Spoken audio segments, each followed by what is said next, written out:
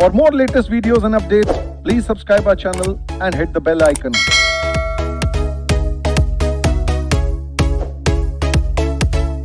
मैंने आपको पहली वीडियो में YouTube पर डलवा दी थी। पहली मिस्टेक ये बताई थी कि बच्चों को पढ़ाते क्या है लेकिन बच्चे एग्जाम में लिख के क्या आते हैं, उस बात पे ध्यान देना। दूसरी मिस्टेक वीडियो डाल के मैंने आपको YouTube पे ये बताया कि पढ़ना बहुत जरूरी है। अगर आप ये बोलेंगे इंसेनिटी की वजह से एक पार्टनर बाकी पार्टनर कह सकते हैं कि डिसॉल्व करा दो फर्म को, तो इतना आसान नहीं है, आपको पढ़ना पड़ेगा कौन सा पार्टनर इंसेन होना चाहिए, एक्टिव या स्लीपिंग। तो हेडिंग पढ़ के काम नहीं चलने वाला, आपको प्रॉपर रीड करना पड़ेगा, तब आप प्रॉपर लिख पाओगे। ये दूसरी मिस्टेक थी। तीसरी मिस्टेक, कई बार हम पढ़ना ही नहीं जानते। जैसे हमने सेक्शन 399 ऑफ कंपनीज एक्ट में क्या पढ़ा था कि अगर एमओए लिख दिया तो सामने वाले इंसान को समझ भी आना चाहिए, सिर्फ रीड नहीं करना, उसको अंडरस्टूड होना चाहिए, लेकिन अंडरस्टूड होता ही नहीं तुम्हें। तो प्लीज आज मैं उस गलती को समझा रहा हूं कि वो गलती आप मत करना। कई बार जब आप पढ़ते हो तो ऐसे पढ़ते हो, आपका पढ़ने का स्टाइल बता रहा हूं कि अगर सेंट्रल गवर्नमेंट कोई कंपनीज एक्ट लगवाना चाहती है किसके ऊपर, एलएलपी के ऊपर, तो आपने पढ़ा सेक्शन 67। इसकी लैंग्वेज आप ऐसे पढ़ते हो, ध्यान से पढ़ना मेरे साथ। A copy of every notification कि हम कंपनीज एक्ट एलएलपी की इस क्लास के ऊपर लगाना चाहते हैं, shall be laid in draft before each house of Parliament. Lok Sabha Rajya Sabha में रखना पड़ेगा जब तक वो सेशन में है, जब उनका सेशन चल रहा है, for a total period of 30 days which may be comprise in one session. वो पूरा का पूरा 30 दिन एक सेशन में भी हो सकता है, और इन 2 सेशन में भी हो सकता है, और 2 और मोर सक्सेसिव सेशन में भी हो सकता है। एंड अब आप पढ़ते कैसे, ध्यान से पढ़ना। If before the expiry of the session, immediately following the session और सक्सेसिव सेशन, जैसा ऊपर हमने बताया, बोथ द हाउस एग्री कर रहे हैं डिसअप्रूविंग के लिए। तो आप कई बार एग्री को गलत ले जाते हो। उनको कहा कि बाकी जो हाउसेस थे, जो दोनों हाउसेस थे, उनके मेंबर से क्या कर दिया, एग्री। नहीं, एग्री किसके लिए कर रहे हैं, यानी वो डिसअप्रूव कर रहे हैं। लेकिन आप एग्री वर्ड के देख के खुश हो जाते हो, एग्री कर दिया। एग्री किसके लिए है, डिसअप्रूव करने के लिए। The issue of the notification, वो कह रहे हैं कि जो आप नोटिफिकेशन ला रहे हो किस कंपनीज एक्ट किस पे लग जाए, एलएलपी के लिए, इसके लिए हम डिसअप्रूव करते हैं इसको। एक बात यह खत्म हो गई ये बात। अब आप क्या करते हो, आगे पढ़ना शुरू कर देते हो, लेकिन आप पंक्चुएशन का यूज नहीं देखते, और कॉमा लगा हुआ है। आपको इंग्लिश उस तरीके से पढ़नी है, आपको पढ़ना ही नहीं आता। तो मैं आपको बता रहा हूं कि पढ़ना कैसे है, सुनना ध्यान से। अगर बोथ द हाउस एग्री हो जाते हैं डिसअप्रूव करने के लिए द इश्यू ऑफ नोटिफिकेशन, तो notification shall not be issued. उसके बाद सीधे ये लाइन पढ़नी है कि अगर उन्होंने डिसअप्रूव कर दिया तो आप जो सेंट्रल गवर्नमेंट नोटिफिकेशन इशू कर रहे थे कि कंपनीज एक्ट एलएलपी पे लग जाएगा, या कंपनीज एक्ट एलएलपी पे ऐसे लग जाएगा, वो नहीं लगेगा। आगे की लाइन पढ़ते हैं, इतनी बार खत्म। मैं कलर चेंज कर देता हूं ताकि आप समझ जाए कहां से कहां पढ़ना है। और both houses, Lok Sabha Rajya Sabha, agree कर रहे हैं कि ठीक है कंपनीज एक्ट लगा दो, लेकिन ये मॉडिफिकेशन कर देना। आप कह रहे हैं कि जो 1 करोड़ से ऊपर की एलएलपी है उनके ऊपर लगेगा कंपनीज एक्ट। नहीं, 1 करोड़ नहीं, उसे बढ़ा के 2 करोड़ कर दो। 2 करोड़ से ऊपर वाली कैपिटल के ऊपर लग जाएगा कंपनीज एक्ट, मॉडिफिकेशन कर दो। तो shall be issued only in such modified form as may be agreed upon the both house. तो कौन सी लाइन किसके साथ पढ़ी, कौन सी लाइन किसके साथ पढ़ी, ये बड़ा इंपॉर्टेंट एस्पेक्ट है, अदरवाइज आप समझ नहीं पाओगे। अब बिकॉज मैंने आपको अलग अलग पढ़ा दिया इसलिए आपके लिए आसान हो सकता है, वरना जिसने इस बात पे भी तवज्जो दी थी वो पता कैसे पढ़ेगा। Before the expiry of the session, immediately following the session और successive session aforesaid, both the house agree in disapproving the issue of notification, और both house agree in making any modification in the notification, the notification shall not be issued as the case may be, shall be issued only in such mode। Sir issued नहीं करना है या issued करना है, लाइनों को ढंग से पढ़ोगे तो समझ आएगा, अदरवाइज कंफ्यूज रहोगे कि करना है या नहीं करना। कब नहीं करोगे नोटिफाइड, जब डिसअप्रूव हो गया।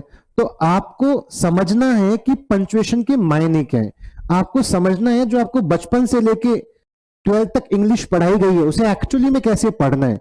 तो अगर लिखा है कि बोथ द हाउस डिसअप्रूव कर रहे हैं, तो आगे की लाइन कहां मैच करेगी जाके, notification shall not be issued. और अगर लिखा है कि बोथ द हाउस एग्री कर रहे हैं विद मॉडिफाइड वर्जन, तो आप इशू कर सकते हो बट विद मॉडिफाइड वर्जन। तो किस लाइन को किसके साथ, किस लाइन को किसके साथ पढ़ना है, अगर आपने ये तमीज से पढ़ लिया तो एग्जाम में कोई भी क्वेश्चन आएगा आप तमीज से आंसर कर पाओगे। पहली मिस्टेक क्या है बताइए, पढ़ा कुछ लिखा कुछ। दूसरी मिस्टेक क्या बताई, आपने पढ़ा ही नहीं। तीसरी मिस्टेक, आप पढ़ते तो हो बट सही तरीके से नहीं पढ़ते, जिसकी वजह से आप एक अलग ओपिनियन बनाते हो और कॉपी पे कुछ अलग ही लिख के आते हो। तो आपको किस बात का ध्यान रखना है कि पढ़ना कैसे है। आई बात समझ, पक्का? चलो आगे बढ़ते हैं। Establishment of special court section 67A ये कहता है, चलो एक बार ये लाइन भी पढ़ के दिखाओ। अब आपने ऊपर लॉ पढ़ना सीख लिया, आप एक बात जल्दी से सेक्शन 67A जिसमें अमेंडमेंट आई थी नवंबर 2022 के लिए, लेकिन एक साल हो गया, लेकिन मैं अभी भी इसको रेड मार्क करके रखता हूं क्योंकि हिमालय पे चढ़ रहे हैं अब हम। प्लीज एक बार सब बच्चे पढ़ेंगे सेक्शन 67 सबसेक्शन ए, सब बच्चे पढ़ो, अभी पढ़ो, सब पढ़ो जल्दी से।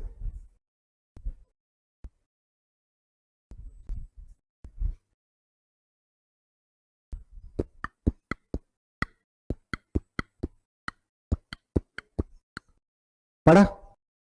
समझ आ गया? शायद समझ आ गया, लैंग्वेज इजी है और मैंने आपको पढ़ने के रीजंस भी दिए कि ऑल कॉमा के क्या मायने होते हैं। लेकिन अब मेरे तरीके से पढ़ो, मैं कैसे आपको पढ़वाना चाहता हूं। मैं चाहता हूं आप ऐसे पढ़ो, सेंट्रल गवर्नमेंट में एस्टेब्लिश और designate as many special court as may be necessary for such area और areas as may be specified in the notification. Central government चाहे तो में एस्टैब्लिश कर सकता है या किसी कोर्ट को डेजिग्नेट कर सकता है कि आज से आप क्या स्पेशल कोर्ट, जितनी उसको रिक्वायरमेंट है, कितनी स्पेशल कोर्ट खोलेगा, जितना उसको नेसेसरी लगेगा, किस एरिया में या किस एरियाज में। जैसे दिल्ली एक बड़ा एरिया है तो हो सकता है यहां पे हम 2 ऑफिस खोल दें, 2 स्पेशल कोर्ट खोल दें, लेकिन गाजियाबाद, दादरी, पिलखुआ, मुरादनगर, साहिबाबाद, इन सब में मिला के इतनी एलएलपी नहीं है, तो शायद इन सारे एरियाज के लिए हम एक स्पेशल कोर्ट खोले। तो कह रहे एज मैनी यू रिक्वायर्ड, वो हम बता देंगे नोटिफिकेशन में कि हम कितनी स्पेशल कोर्ट खोल रहे हैं। क्यों खोल रहे हैं, वो क्यों, ये क्यों वाली बात यहां लिखी है। हम इसलिए खोल रहे हैं क्योंकि हमारा पर्पस है प्रोवाइडिंग स्पीडी ट्रायल्स। अगर ये केस हाई कोर्ट में जाता तो हाई कोर्ट में तारीख पे तारीख लगती ना, तारीख पे तारीख क्यों लगती है।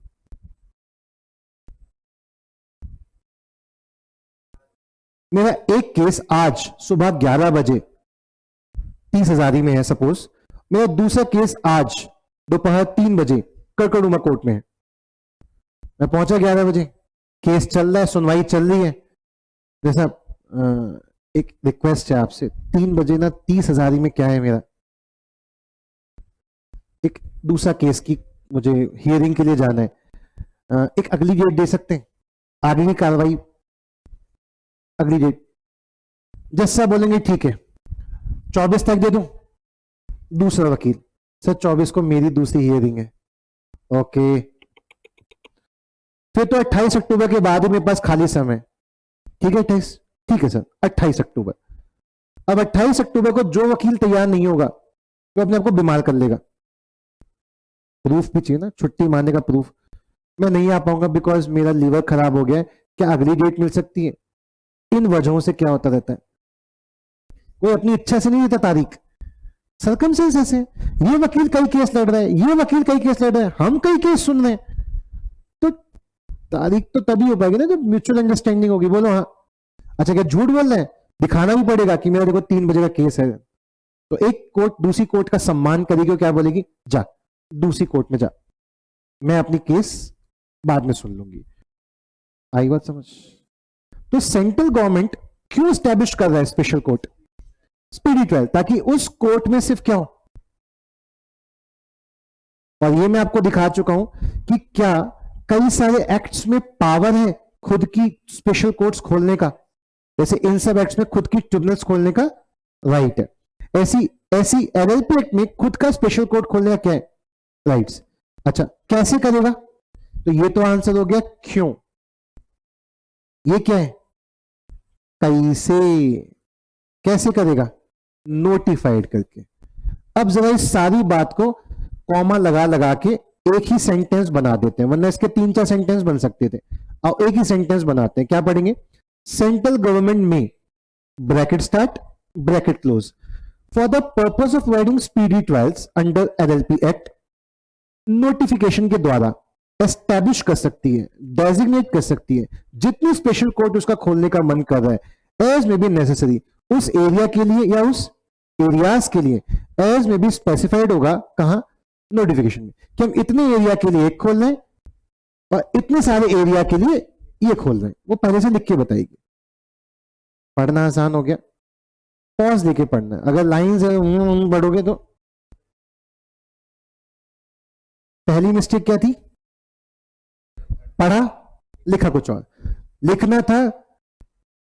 लिखना था कि किसी कंपनी में, अ कंपनी इन विच, लेकिन क्या लिख दिया, कंपनी विच, तो लिखना था जिसमें, आपने लिख दिया जिसने, मार्क्स कट। दूसरा आपने पढ़ा ही नहीं, लिखना था कि कौन सा पार्टनर इंसेन हो जाए कि एलएलपी फॉर्म बंद होगी, एक्टिव या स्लीपिंग, आपने कहा इंसेन है, लिख दूंगा, अंदर तो पढ़ के जाते हैं एक्टिव पार्टनर इंसेन हो रहा है कि स्लीपिंग पार्टनर इंसेन हो रहा है, जब तक वो नहीं लिखोगे मार्क्स नहीं मिलेंगे। तीसरी गलती, सर मैंने पढ़ा था लॉ, क्या तूने ऐसे ही पढ़ा था, क्या तुमने लॉ का यही इंटरप्रिटेशन निकाला था, नहीं, क्योंकि तुमने लॉ ढंग से पढ़ा ही नहीं। ठीक है, चलो।